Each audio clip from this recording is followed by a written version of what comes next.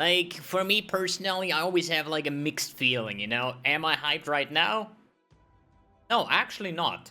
Will I be hyped as soon as I'm done watching this? Yeah, probably more, but the hype kicks in on the latest part on Friday next week when I'm like, fuck dude, in 2 hours is league start. What am I going to play? Is it going to be this, or this build? Like, shit, now I need to go. Now I'm hyped, you know? I'm not like the guy that is like pre-hyping things. Like, it would be the same like, oh shit, it's summer, dude. I cannot wait for Christmas. You know, like, fuck this. I'm gonna be hyped for Christmas once Christmas arrives, you know? So, I just have a little bit different approach on it. Might be because I'm playing already since 15 leagues, like 4 years of PoE, over 10,000 hours, you know? Like, it starts to lose a little bit of crisp, I would say, especially after the last 2 leagues. But, yeah, here we are, and we're gonna see if GGG starts to improve. I hope at least. Or at least the players will improve, but no, I don't think players will improve. So GGG has to improve. Are we gonna see, dude? 5 seconds to go. The reveal for PoE 3.16 Scourge League. Hi, I'm Chris Wilson from Grinding Gear Games. Welcome to the Work from Home edition of our Path of Exile announcement livestream. It's good Thanks quality. for joining us as we discuss all the details of the upcoming Path of Exile Scourge expansion, which releases on October 22nd for PC and October 27th on console. For today's livestream, Twitch drops are enabled. Check out the link below the stream for more information Please on tell how me to in claim chat your if free the Dragonfly sound is wings. okay or too loud, or so I can adjust it. First up, we'll showcase the trailer for Path of Exile Scourge. Then we'll take a deep dive through all the details of its Challenge League and rewards. After that, we'll talk about the improvements we're making to Path of Exile's endgame and the various types of new aspirational content we're adding for you to benchmark your best characters against. 3% less? Next up, we'll talk about some big improvements to the passive skill tree and we'll reveal this expansion's new skills. I think it was 2.5. After discussing some balance changes and the new guild quality of life features, we'll head into a live Q&A stream where I chat with community streamer Ziggy D. Oh, and after the Q&A, we'll post the entire expansion's patch notes. I'm proud to present the official trailer for Path of Exile Scourge. Just as a side note, patch notes today. Okay. I mean, just as a side info, your patch notes after this stream. Ah, nice. Good. Do we know what's up? The day the demons found our world, the innocent were first to die.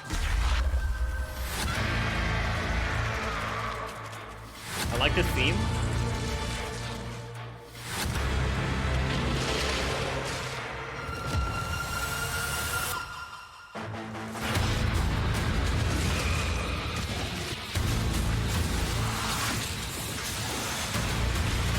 Okay.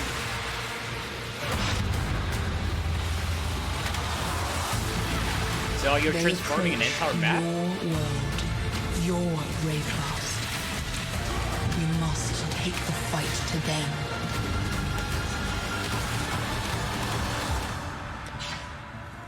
Embrace the power of chaos. Become more than mortal. Face the nightmare.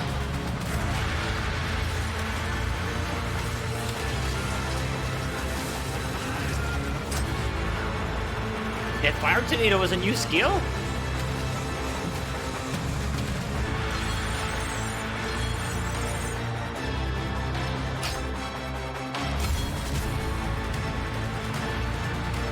There's too much input!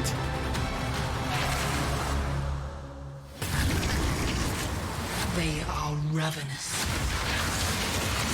They are endless. They are the Scourge.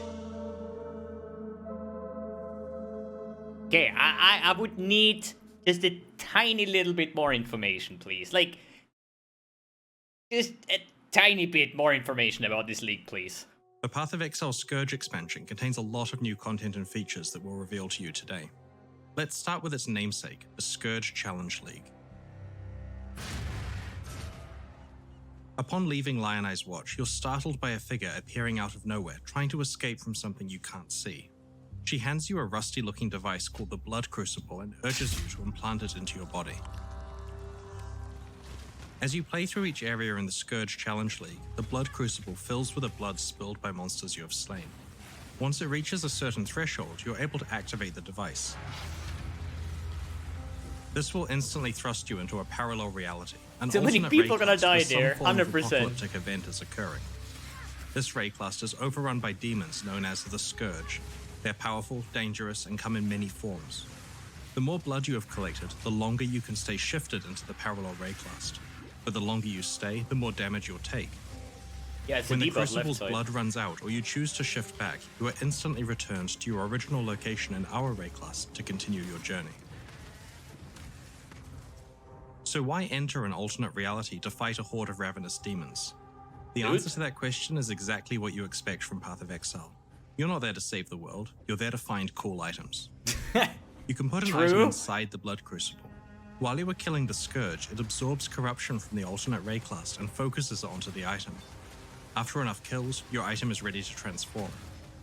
When it does, it becomes corrupted and gains a pair of Scourged modifiers. One of these is a beneficial mod and one is a detrimental mod. These Scourged mods are in addition to the regular explicit and implicit mods or enchantments on the item. There are many powerful beneficial mods available that can really improve your item.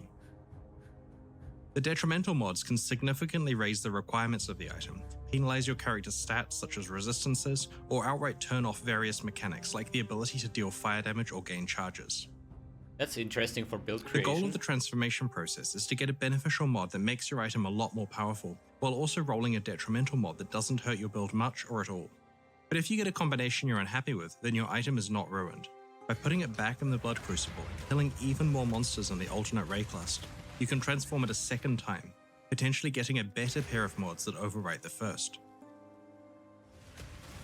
Equipment can be but how often transformed can up you to do 3 that? times, and each time it guarantees a minimum tier of beneficial and detrimental mods equal to the number of times it has been transformed. By the 3rd tier, you can start to get some very powerful effects.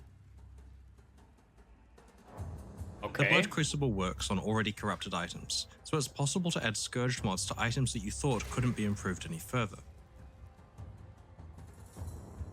That's pretty Talking cool. about corrupted items, you're going to need a way to modify their sockets. While in the alternate Rayclast, you can find Tainted Chromatic Orbs, Tainted Jeweler's Orbs, and Tainted Orbs of Fusing, which work exactly the same as their regular counterparts but can only be used on corrupted items. Tainted Orbs provide a significantly easier and cheaper way of modifying the sockets on your corrupted items than the that's crafting good. bench does. I mean, While it's obvious that Scourge could still items do can be among both Path of Exile's most before. powerful endgame Just more equipment, expensive. it's worth considering the huge impact that good Scourge modifiers can have on your run through the campaign. In our testing, we often manage to Scourge items that are far more powerful than leveling uniques. As you slay the Scourge and other monsters while shifted, the Blood Crucible gains experience and can level up. You can allocate its skill points in its own passive skill screen, which allows it to specialize in many aspects such as unlocking additional item slots, faster item transformation, better transformation outcomes, the ability to transform unique items, and so on. It's possible to eventually allocate every single one of the Blood Crucible skills, but it requires a lot of demon slaying. Scourge's endgame is one where you control the level of risk and reward, or as we like to say in the business, it has a lot of player agency. Once you're exploring the Atlas of Worlds, you may gain the ability to place maps in the Blood Crucible alongside your equipment.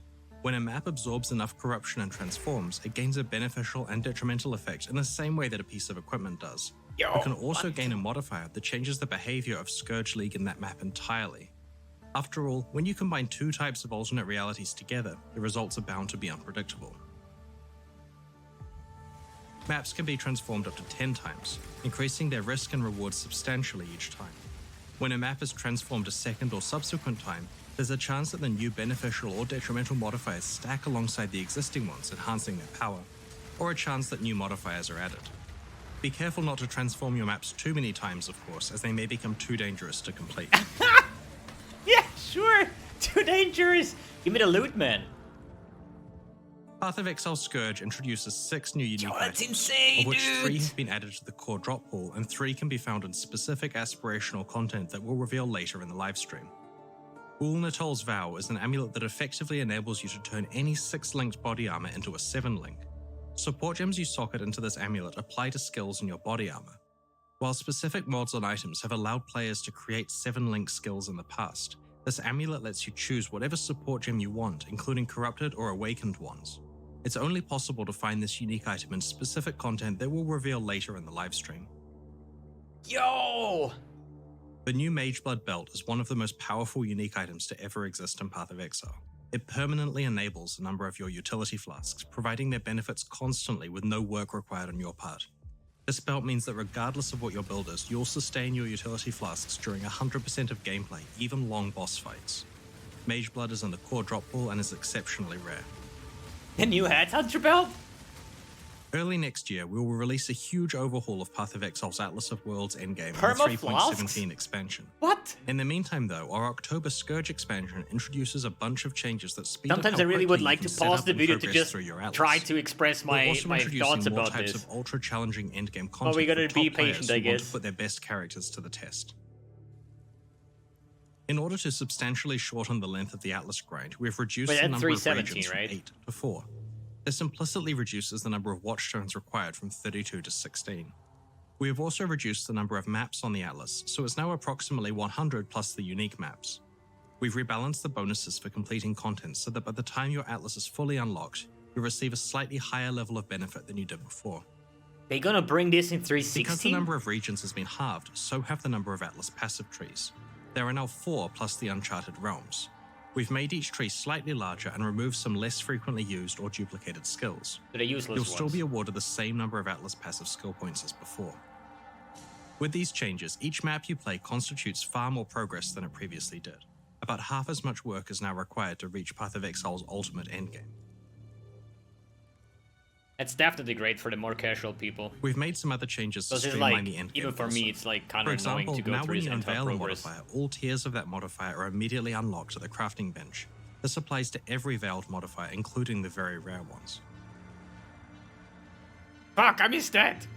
Many of Path of Exile's past leagues have an endgame component that is designed to challenge the best players with the best builds. Over time, more and more of Path of Exile's experienced players have managed to defeat the game's hardest content. Our most difficult endgame content doesn't pose as much of a challenge as it once did. In the Scourge expansion, we have added a set of new aspirational content, uber versions of Breach, Blight, Legion, an extension to Delirium's Simulacrum, and a revamp of Delve. Simulacrum? Breach's endgame involves running Breachstones, which can be placed in the map device to open no portals to a MTX. Breachlord's domain.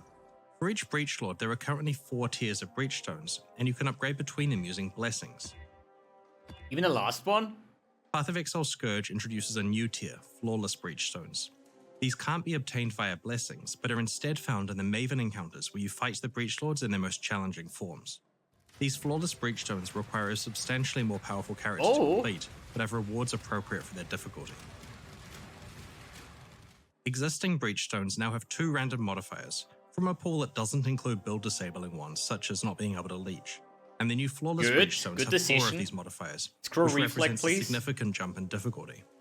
They can drop special versions of the Grasping Male body armor, which has a specific fractured modifier themed around the Breachlord of that domain.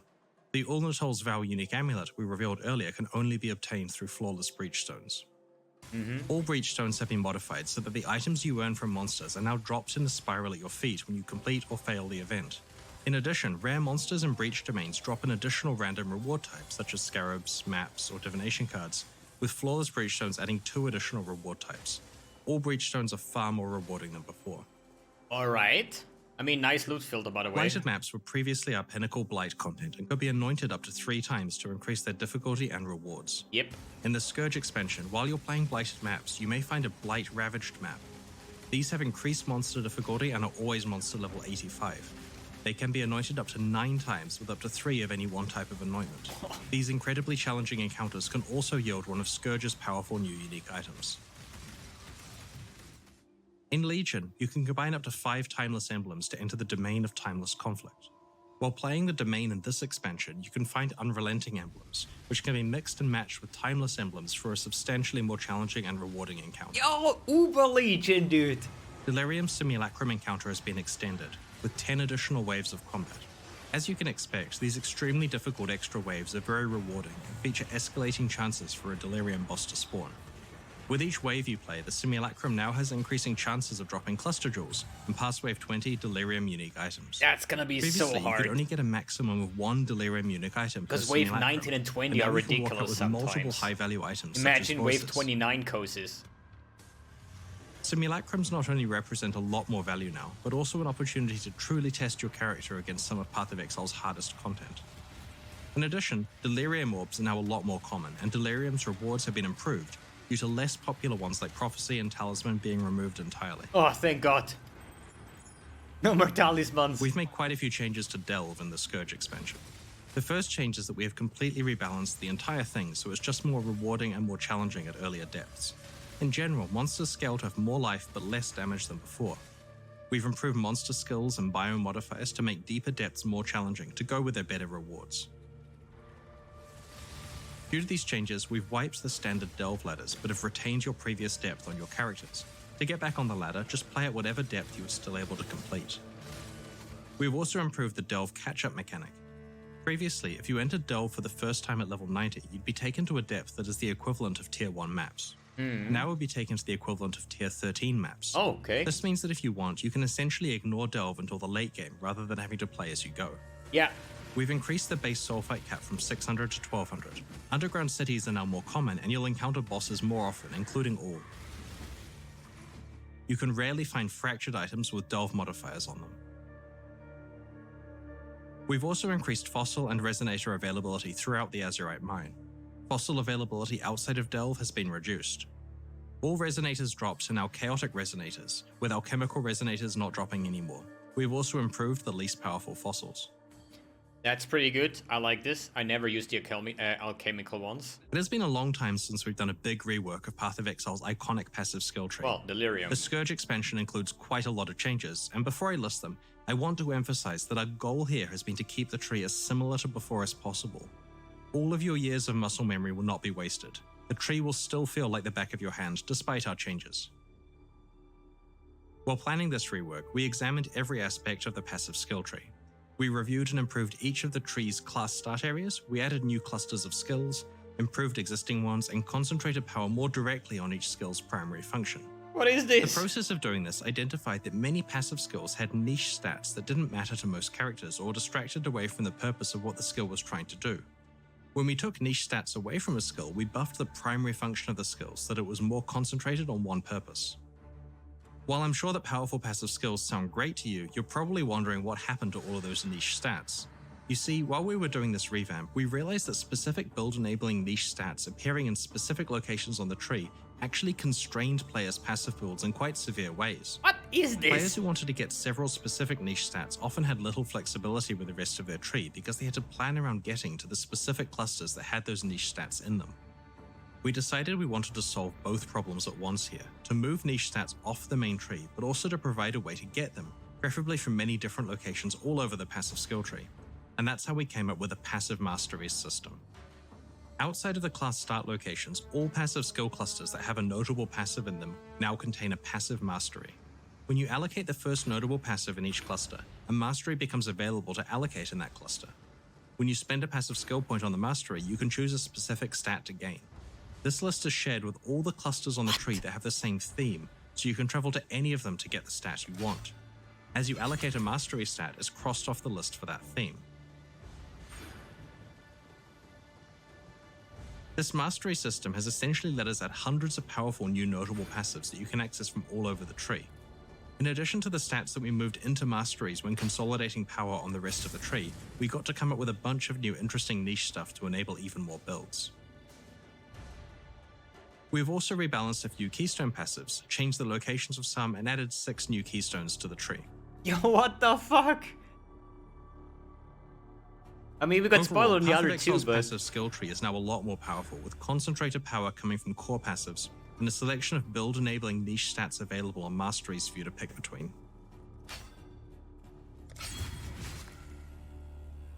That's Path of insane, Exile Scourge dude! introduces a whole variety of new skill gems with many Rip different all the purposes. builds!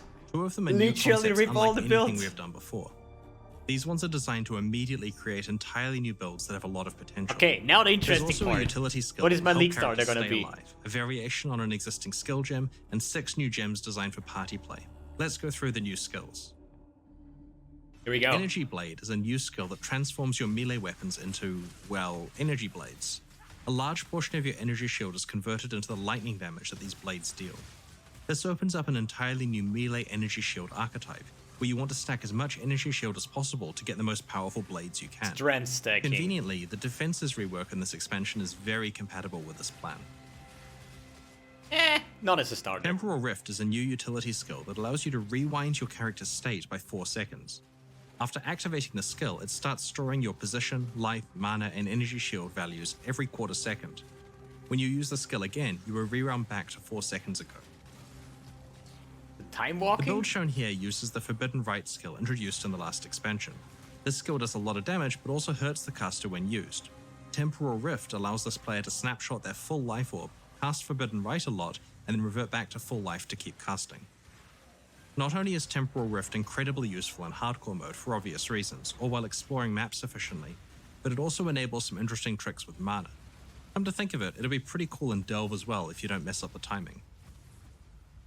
That's Temporal really Rift cool. also prevents temporal chains from affecting you while it is in use. Tornado is another new skill. As the name suggests, it creates a tornado that relentlessly moves towards enemies and pulses with damage. While the tornado is forming, you have a couple of seconds where it will absorb damage from projectiles you hit it with.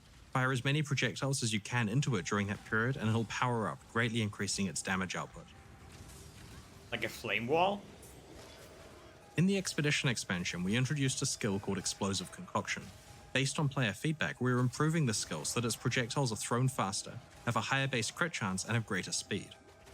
Now that we feel that Explosive Concoction is sufficiently powerful, we're introducing a similar new skill called Poisonous Concoction. As the name implies, this one deals poison damage rather than fire damage, and consumes charges from your life flasks rather than your elemental flasks. Poisonous Concoction scales its damage based on how much life the consumed flasks recover, which encourages you to craft your flasks to take advantage of this. I mean, okay. I can work with that. But not as an It's quite starter. rare for us to introduce skills that only work for party play, but in the Scourge expansion, we've created a set of 6 that function in similar ways but do different things. These link skills create a bond between you and a specific party member, providing a big benefit to them while they stay within range, but with the very important drawback that if they die, so do you. Okay. Soul Link protects your target by causing a percentage of damage they are dealt to be applied to your energy shield instead. If you have built a tanky character with a lot of energy shield, then you and your target will be protected by it. Protective Link grants your target a chance to block attacks that is equal to yours, and also grants some life gain on block to them. By default, the obvious use of this Link skill is to allow you to specialize in block, and then use it to protect an ally that is specialized in something else, like damage. But there are some cool tricks you might can see discover. that. For example, the Glancing Blows keystone passive doubles your block chance, but changes that so that you still take some damage from blocked attacks. In conjunction with Protective Link, though, your target will receive your doubled block chance, but won't receive the drawback. Okay. Intuitive Link is socketed alongside a spell on your character, and that spell is triggered from your target's location when they hit an enemy. This could be useful, for example, if you have a party member who's cycloning through enemies, and you can trigger your spells from within those packs of enemies without having to get close yourself. There are 3 other Link skills that we will reveal closer to release. As this expansion does include significant nerfs to Aura bot characters who stack auras for the benefit of their party members, these Link skills give them a viable, more active playstyle. Link skills cannot normally be used with your minions, but we're adding a minion mastery to the passive skill tree that allows you to use Link skills with them. Okay. However, this has a high ongoing That's mana big, cost that is dude. difficult to stay on top of. In Path of Exile Scourge, we've done a lot of balance Wait, work, that's it? improving Skills? flasks, ailment mitigation, general character defenses, and elemental damage over time. We've made some changes to how stacking auras and curses works, and have buffed most awakened support gems. We've posted about the changes we intend in the last couple of weeks, and have been iterating on these changes based on testing and your feedback. We are posting the full Scourge patch notes after the Q&A portion of this livestream, so we'd encourage you to check out the full details of the balance changes there. We first introduced guilds alongside Path of Exile's initial release in October 2013. Our guild leaders and members have been patient for a very long time, and after 8 years, we're rewarding that patience with a wave of guild quality of life features. As a game about items, the functional heart of a Path of Exile guild is its stash. You can finally control-click items into 69 and out of your guild mirrors. stash and access other features such as the drop-down list of stashes, Sure, drag-and-drop dude. stash ordering, I see what you affinities, did there. etc. We have also introduced guild versions of all of the types of premium stash tabs, so 69 guilds can mirrors. finally enjoy popular tabs such as currency or map tabs. While shared guild tabs are a little more expensive than individual tabs because of their server costs and development overhead, we have bundled all of the exotic ones together in a single discounted bundle for guilds that want to invest in the whole lot at once. We have also added the ability to export a CSV file of your guild stash activity log for convenient auditing. We wanted to pair functional not so with sure fun, about so we have that. introduced guild hideouts. Guild leaders can select any in-game or microtransaction hideout that they have unlocked and create a guild hideout based on that template. These hideouts are a great place to hold guild meetings or to just have as a space for members to meet up between maps. If you're hanging out in your guild's hideout, you can use its map device as though it was your own. We understand that not everyone is in a guild, so there's one hideout-related feature that we wanted to mention. We have entirely removed the favor system from Path of Exile. From this expansion onwards, all hideout decorations that could previously be obtained with favor are now available to all players in unlimited quantities, both personal and guild hideouts. Eh? Now, there's nothing stopping you from making the hideout of your dreams. Why did I farm like hundreds We've of also millions added a of favor system that points allows over you the to last filter couple decorations years? by tag because there are just so many available to you by default now. Alongside Path of Exile Scourge, we're introducing the Expedition content from our last expansion into Path of Exile's core game, with a few Guild adjustments. meetings. Expedition artifacts are no longer tradable items, which has two key effects. The first is that they are automatically collected as you complete expeditions, and the second is that all characters can now engage with the Calgaro merchants, without having to feel that their best plan is to trade the currency away to other players who may use it more efficiently than them. It's a difficult decision working out whether to make specific items tradable or not, but we feel that on balance, this new approach will solve several problems with the system. Yeah, gold It's new also ones. worth noting that the currency items that allow you to re-roll the vendor's inventories are still tradable. You'll start finding expeditions from Act 6 onwards. There's an 8% chance for a map to contain an expedition, and they can be further augmented through investment in the appropriate Atlas passive skill tree. As we move new leagues to core, we will replace outdated bro. obsolete content. In this case, Expedition replaces Perandus. Details are in the patch notes. Ah, that's only gonna solve the issue with having like too many league contents at some part. While clicking on items is a critical part of playing an action RPG, there's a fine Oh. line before it becomes a chore, Oh. and we're trying hard to make sure that clicks on items come with appropriate reward. Expedition artifacts being automatically picked up isn't the only improvement we're making to reduce unnecessary clicks in this expansion. In order to make sure that each stack of currency items is worth a click, we're trying out a system where currency items drop less frequently and on larger Oh, stack please, sizes. thank For you. example, Scrolls of Wisdom in the late game might drop 1/10 of the time, but when they do, it'll be in stacks of 6 to 14. This means that the click that you will make will gain you a much more meaningful amount of currency at once. Just We have a applied this tiny to little many different quality of types life, currency but has items, so and much the effect impact, of the system actually. gets larger as you get further into the game. That's actually In really addition, big. we've had a look at instances where item drops happen simultaneously, and we've made it so that items that can drop in stacks will automatically do so. This includes at the end of delves, incursions, rituals, blight encounters, breachstones, and the simulacrum. We have also applied this approach to many chests and areas like splinter drops throughout Path of Exile. Before we move on to our final announcement and live Q&A, let's have a quick look at the new set of supporter packs that are available right now to celebrate the launch of Path of Exile Scourge and help fund ongoing development of Path of Exile. Based on player feedback, we've increased the value of the $30 and $60 supporter packs by adding $5 worth of points to each one. This means that you now receive the full value of what you spend in points, with the new sets of exclusive cosmetic microtransactions on top. These include armor sets, weapon skins, portals, shields, and helmet attachments. The Ancient Dread pack contains an exclusive pair of wings, and the Intrepid Liege pack contains an exclusive pet. These new packs each have 3 value tiers that you can upgrade between within their respective series. Thank you so much for your support. Purchases of these supporter packs make expansions like Scourge possible. This one looks pretty cool. Shortly we'll begin our Q&A and we'll answer your burning questions. But first, we have another quick announcement to make. In the Expedition League, we teamed up with Twitch rivals to run our first ever Path of Exile Royale live tournament. This event saw our favorite content creators teaming up in pairs to compete for awesome prizes. We're excited to announce that following the launch of Path of Exile Scourge, we're doing it again. This time around, competitors will compete alone, but we've added a unique twist. Towards the end of the match, surviving players may encounter a brutal but rewarding boss fight, which could have significant strategic implications for how they play the I match. hope they fix the There's thing here. $30,000 of cash on the line alongside some of Path of Exile's best microtransactions. Tune in on October 28th at twitch.tv/twitchrivals to see who will decimate their competition. That concludes the reveal portion of this live stream. Last time I played Keep this an eye on Twitch our news rival next thing week on as the we reveal tournament more thing details is, about the Scourge expansion. yeah, In the meantime, these reveals are there needs already to be a live lot on of YouTube balance for you to link to your changes. They friends did in case some, they missed the but live stream. Please do so, that and was join not us too as we much battle fun the for new Scourge players. alongside you next week. It's now time for the Q&A. If you have any questions about what we've shown you today, please get them ready because I'm about to be joined by Ziggy D as we answer your questions from Twitch chat, and after that, we'll be posting the full Path of Exile Scourge patch notes. So, there is still a shit ton of questions that I want to get answered. I mean, that was like so much input. But the main thing that I think was the biggest hype for me is the passive tree revamp. This with the masteries and stuff, that opens up incredible amounts of builds. Especially now with the new unique items. Like, I'm not too hyped about this implicit thing. I mean, obviously it's a cool thing, you know, like you can, like, even that you can transform the Val thing items, you know, but overall, for me, what, like, you know, everybody has a different approach to the game, you know, somebody likes to get, like, insane amounts of currency, the other one likes to try out builds, the next one, I don't know, like, everybody has their part, what they enjoy the most, right? For me, it's trying out fancy builds, and with that changes, dude, I don't even know where to start, to be honest.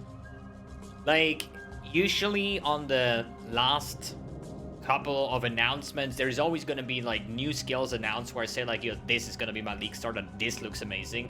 And from what I can remember, this poison concoction thing looked the most interesting to me. I'm not sure about the tornado, it was kind of slow-ish, I would say. I mean, there might be some very cool interactions with that, but as a league starter, nah, not really. So I think, wait, I'm not going to spoil my league starter, right? That would be not that good. But hey, I think I know what I'm gonna play. But overall, it looks pretty sick actually. Especially now with the Uber content, the delve buffs, for example. Like, that was always like so annoying because you start delving once you are at maps, this tier 1 maps. But when you're like grinding in the start and go like high tier maps and then be like, yo, let's go delve real quick, you have to go from tier 1 maps until tier 16 in delve, even though you are already tier 16 ready. So if you're level 90 in the tier 16 maps and you started like delve 100 instead, that speeds this like useless progress up quite a lot. Because the first like 100 delve tiers, I would say, or death is like whatever,